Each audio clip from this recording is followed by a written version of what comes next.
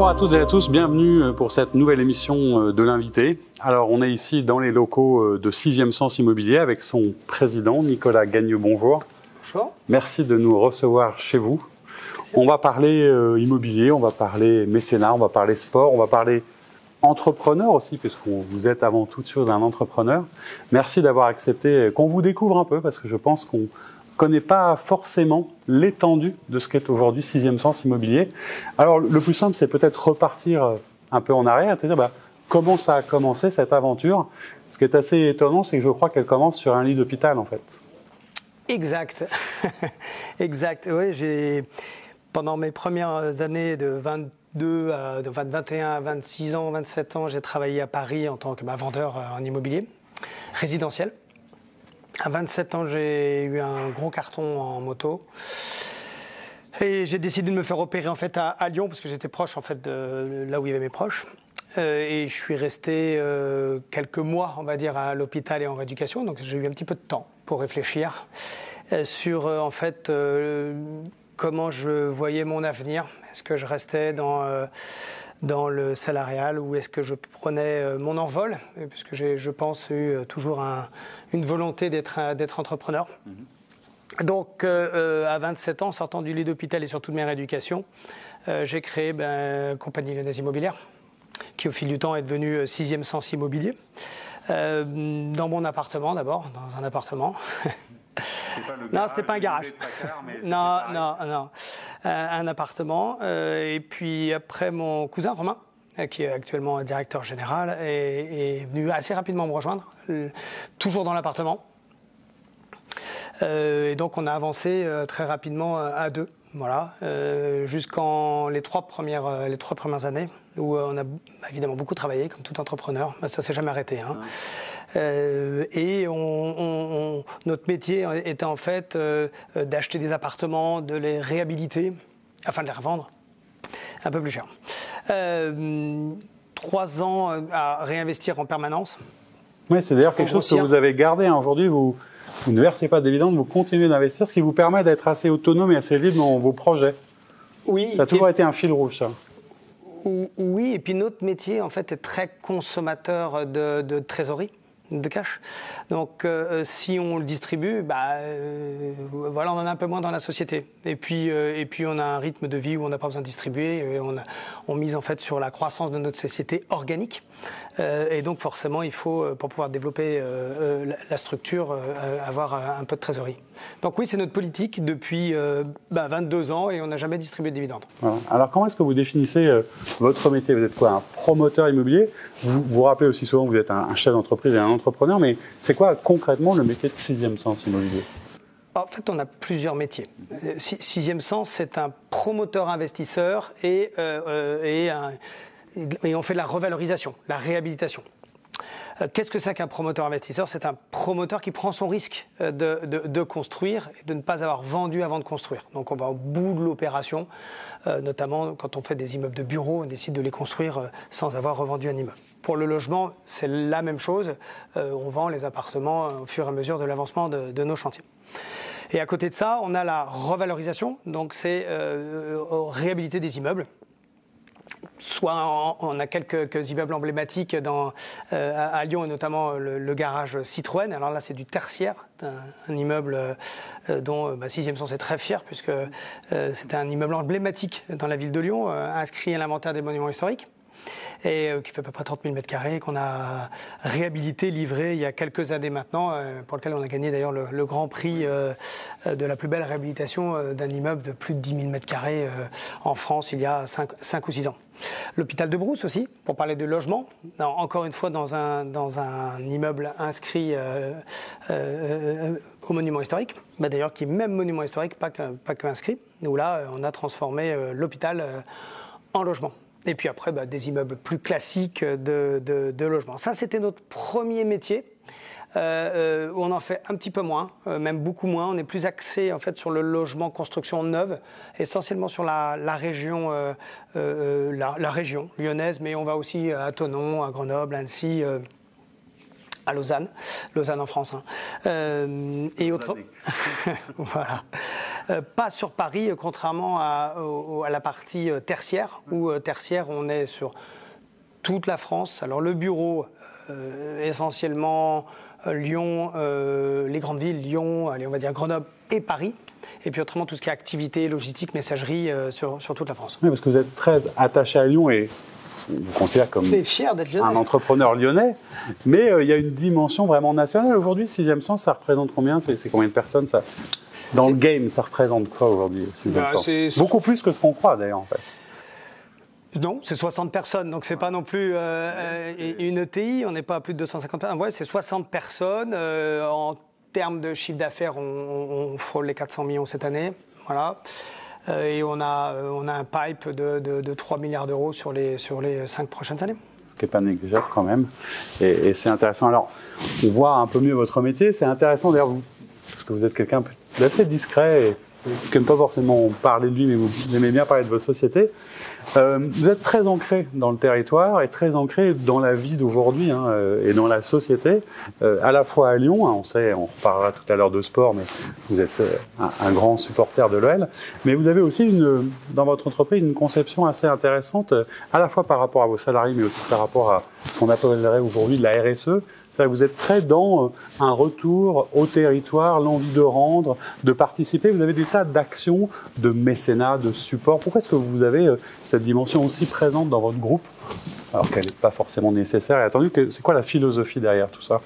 Je pense que c'est mon éducation en fait. J'ai été élevé dans une famille en fait très généreuse. Et la générosité, alors évidemment par le travail, et puis après de dire quand on a beaucoup travaillé et qu'on a la chance d'avoir, comme nous, Sixième Sens, une société rentable et qui gagne et qui marche bien, eh bien, c'est normal en fait de pouvoir aider. Et nous, on aide dans une manière, dans plusieurs manières. Donc, on a des sujets qui nous préoccupent, qui nous intéressent. Évidemment, tout ce qui est culturel, voilà, tout ce qui peut être sportif, et puis tout ce qui est lié aussi à la santé. Oui, parce que le culturel, le sportif, on le voit un peu, mais c'est vrai que vous avez aussi des actions pour le handicap, dans l'environnement, etc. Et vous faites participer d'ailleurs souvent vos salariés. Vous avez une conception assez dans l'autonomie ou la délégation pour vos collaborateurs. C'est ça votre fonctionnement un peu de chef d'entreprise? Moi, je pense que être chef d'entreprise ou être entrepreneur aujourd'hui, un entrepreneur, il ne peut pas réussir seul. Il a forcément besoin d'équipes et donc de faire confiance à ses équipes, de déléguer beaucoup de choses et notamment certaines décisions. Et la décision de l'investissement dans le mécénat, c'est important qu'il y ait une concertation en fait avec l'ensemble des collaborateurs. Les gens se sont engagés dans ce que vous êtes en train de faire. C'est peut-être aussi ça d'ailleurs qui vous a permis, parce que vous êtes rentré récemment dans le classement des Great Place to Work, 14e je crois, ça prouve que les gens doivent se sentir bien et qu'il se passe des choses. Alors sur cet engagement, ce mécénat, on parlait évidemment handicap, environnement, culture. Vous êtes un mécène assez important aujourd'hui de la place Lyonnaise. Je sais que on s'est croisés indirectement puisque j'avais fait un reportage aux Beaux-Arts sur l'arrivée par exemple du tableau de Matisse aux Beaux-Arts où vous avez participé. Ce qu'on sait peut-être un peu moins, et c'est intéressant que vous nous le racontiez, c'est que vous êtes aussi un des très importants sponsors de la ville de Villeurbanne par exemple, qui est devenue capitale européenne de la culture. Comment ça s'est passé? Pourquoi est-ce que vous êtes intéressé à ce sujet et la culture en général? Parce que je pense que c'était un moment important pour la région et notamment pour l'ensemble de l'agglomération et dont Villeurbanne, qui est quand même une grande ville, de gagner ce titre. Enfin, ce titre, ça va durer pendant un an. Donc, la ville de Villeurbanne nous a sollicité comme plusieurs chefs d'entreprise et on a répondu tout de suite favorablement. Ça nous paraissait logique. Voilà. Et il y a un lien, on va le voir aussi évidemment avec tout ce que vous faites, j'allais dire, dans les quartiers. Alors on va parler aussi du sport. Vous disiez tout à l'heure que vous êtes un fan de l'OL depuis toujours. On va parler foot. Est-ce que c'est aussi cette passion du football qui vous a amené à vous intéresser de très très près pour devenir aujourd'hui l'actionnaire majoritaire de ce qu'on appelait il y a encore pas si longtemps le Sporting, mais d'ailleurs qui vient de retrouver son origine, c'est Lyon-la-Duchère. Lyon-la-Duchère. Parlez-nous un peu de ce club mythique de la Duchère. Le club mythique, c'est l'OL. Oui. Alors le deuxième club mythique, Alors, on n'est pas venu pour le foot, mais le foot a bien évidemment contribué à notre choix. D'abord, comme vous dites, je suis un grand supporter de l'OL, ça c'est sûr. Et, bien sûr. Malgré la déception de cette saison qui s'est pas très bien finie. 4e, c'est quand même une bonne saison, même si on n'accroche pas la Ligue des Champions. Voilà, et on rebondira. De toute façon, l'OL fait partie des grands clubs européens. Donc l'année prochaine, ils seront champions. J'en suis persuadé. On repassera l'interview à ce moment-là. Hein. Vous verrez. Oui, alors évidemment, le Lyon-la-Duchère. Lyon-la-Duchère, on est venu pour plusieurs raisons. Mais évidemment sur le côté sociétal de l'histoire de ce club qui a une vocation importante dans la formation, l'éducation, la santé auprès des gamins. Oui, dans un quartier, pour ceux qui ne connaissent pas, qui est un quartier difficile, politique de la ville, etc. Alors qui a changé aussi, il y a une rénovation urbaine très lourde. Voilà, c'est plus un quartier difficile. Historiquement, ça l'était, mais voilà. Donc nous, on avait envie en fait de pouvoir aider à notre manière, et il fallait reprendre ce club pour pouvoir injecter notre capacité, évidemment financière, intellectuelle, pour l'aider à se développer. Voilà, l'idée c'est évidemment à travers la formation, les enfants, puisqu'ils commencent assez tôt, et notre objectif est, par rapport à l'équipe 1, qui normalement doit faire rêver les gamins, d'avoir ces gamins qui puissent jouer un jour dans cette équipe. Se projeter, c'est-à-dire que voilà. Il y a évidemment le projet sportif. On avait reçu d'ailleurs il y a quelques temps Jean-Christophe Vincent, qui est le nouveau président effectivement de Lyon-Duchère, qui nous expliquait ça. Il y a à la fois ce projet sportif, mais derrière, il y a l'envie de tisser des liens dans les quartiers, d'aller aider et de faire des choses pour le collège avec les gamins. Il y a une école de foot pour tous les âges. Il y a vraiment cette vision sociétale. Là, on retrouve l'envie que vous avez de rendre au territoire un petit peu. Oui, le foot, c'est tellement populaire aujourd'hui qu'à travers le foot, grâce au foot, en fait, on peut aller toucher certaines populations, enfin beaucoup de populations, pour essayer de donner un coup de main vous parliez d'entrepreneurs. C'est intéressant aussi d'échanger avec les gamins sur comment ils voient leur avenir. Et s'ils ont envie de le voir dans le sport, comment on devient très performant. Voilà. Par la santé, par l'alimentation. L'alimentation. Bien sûr. Avec les jeunes filles aussi, beaucoup de choses pour faire en sorte qu'il y ait une forme de parité un peu dans les quartiers qui ne sont pas toujours évidentes, etc. Oui, c'était pas gagné. Et c'est plus un combat, mais c'est un objectif important. D'ailleurs, l'équipe féminine se rapproche tranquillement de l'équipe de jeunesse féminine, et on est très contents. C'est assez logique. Ouais. Alors, ça a été une année pour tout le monde un peu compliquée quand même, on va dire, assez chaotique, atypique, exceptionnelle, etc. Comment ça s'est passé pour vous, à la fois en tant que chef d'entreprise, d'entrepreneur? Comment est-ce que vous avez vécu ça? Et comment vous vous projetez vers l'avenir dans votre métier, mais aussi avec tous vos différents projets d'accompagnement, de mécénat? Est-ce que vous êtes plutôt optimiste ou de tempérament vous l'êtes, mais comment vous voyez les choses? Je suis toujours optimiste. C'est très important de l'être, surtout quand on est entrepreneur. En fait, on a eu une année un peu décousue, où notre métier, c'est évidemment d'être sur le moyen terme, le long terme. Le moyen terme, pour nous, c'est une visibilité entre 2 et 5 ans. Et quand tout s'arrête, les priorités, en fait, deviennent beaucoup plus réelles et rapides. Donc, on a dû s'adapter, en fait, à un arrêt total d'une activité, mais qui était relativement courte, puisque nos chantiers ont repris rapidement. Et puis, il est important de souligner en fait que justement l'ensemble de la filière immobilière a été très solidaire. Et on a récupéré le retard de nos constructions directement dans l'année. Ce qui était compliqué en fait, c'est ces mouvements où on s'arrête, on reprend, on s'arrête, on reprend.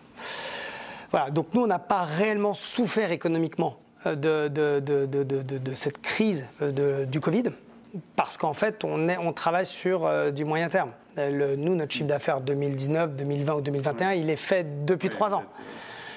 On aura forcément un impact sur les prochaines années, mais on est très loin des activités qui ont terriblement souffert. Donc nous, on ne se plaint pas, on travaille et on travaille de plus en plus. Et moi, je suis très, très optimiste sur la relance et les prochaines années. Vous sentez que ça bouge et que ça frémit et que ça se présente bien. Les gens ont envie de se projeter de nouveau. Et d'ailleurs, vous êtes vous-même très concerné par toutes ces questions environnementales. Dans votre métier, effectivement, quand on parle ou transition écologique, etc., c'est un lien. Comment est-ce que vous imaginez votre métier? Est-ce qu'il va changer? Comment est-ce qu'on s'adapte à ces grands enjeux qui sont, pour vous, à titre personnel, importants? D'ailleurs, peut-être que le Covid, c'était un accélérateur de cette évolution ou révolution dans l'acte de construire. Ouais. Bien sûr, parce qu'en fait, construire, c'est polluer. Hein. Donc, mais on a besoin de se loger et on a besoin de loger les entreprises. Et d'occuper du foncier pour ça. Enfin, c'est toujours un cercle. Et d'occuper du foncier.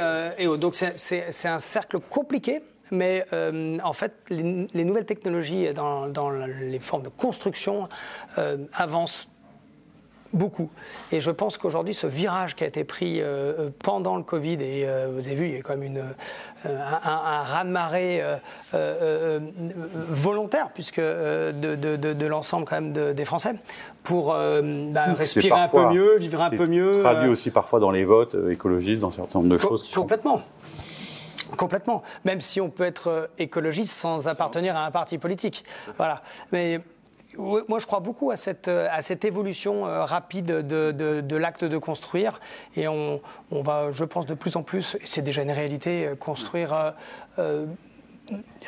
plus propre, même si c'était pas sale, mais dans le sens où on va peut-être moins, on va essayer de faire moins de construction. Plutôt une opportunité, du coup là c'est un entrepreneur qui parle, qui voit des pistes de solutions, des perspectives. Non, mais on n'a pas le choix. De toute façon, il faut penser à nos gamins. On peut parler des voitures hautes, mais le bâtiment doit être moins consommateur, voilà, et moins polluant. Alors vous avez une histoire qui a presque 20 ans. Comment est-ce que vous vous projetez? Est-ce que vous arrivez à vous projeter à 20 ans? Où est-ce que vous voulez emmener votre société? Puisque tout chef d'entreprise a une vision pour son entreprise. Qu'est-ce qu'on peut vous souhaiter dans les 20 prochaines années? La santé. Déjà. Moi, je ne me projette pas à 20 ans, en fait. Je pense que, justement, une de ces énergies que le groupe a, c'est d'avancer à 4-5 ans. On n'est pas en train de se dire, tiens, dans 20 ans, on va doubler. On ne se met pas d'objectifs de chiffre d'affaires, d'objectifs réels. On travaille d'abord pour se faire plaisir. On a envie de travailler, et j'essaie justement, on essaye chez Sixième Sens. C'est très collectif chez vous quand même dans le fonctionnement, dans les prises de décision. Ouais. Ouais. Faut que les gens se fassent plaisir pour... Chacun doit être responsable de son activité. Donc il y a des décisions qui se prennent collectivement, d'autres un petit peu moins, mais chaque responsable doit être autonome. C'est le principe en fait d'une vie, d'ailleurs en démocratie. Donc le tout, c'est de bien vivre, avoir envie de venir. Donc on a essayé chez Sixième Sens d'avoir justement un endroit où on peut recevoir nos collaborateurs où ils ont envie de venir, pas la boule au ventre le dimanche soir pour venir le lundi matin, hein, comme à l'école. Non, pas comme à l'école, pardon. Mais donc voilà, c'est cette envie qu'on a essayé de créer. Et puis après, quand on est bien dans sa tête, quand on est bien mentalement, physiquement, généralement on est bien professionnellement. Du coup, et ça se sent. Et voilà. En tout cas, c'était un vrai plaisir de vous rencontrer, d'échanger avec vous, parce que je vous disais que vous faites assez discret, parce que vous préférez parler de votre entreprise et de ses réussites. J'espère qu'on a pu le faire aujourd'hui, parler de tout ce que vous faites et dans votre métier. Et à côté, merci beaucoup Nicolas Gagnon de nous avoir reçus chez vous. Et quant à moi, je vous dis à très bientôt pour un nouvel invité.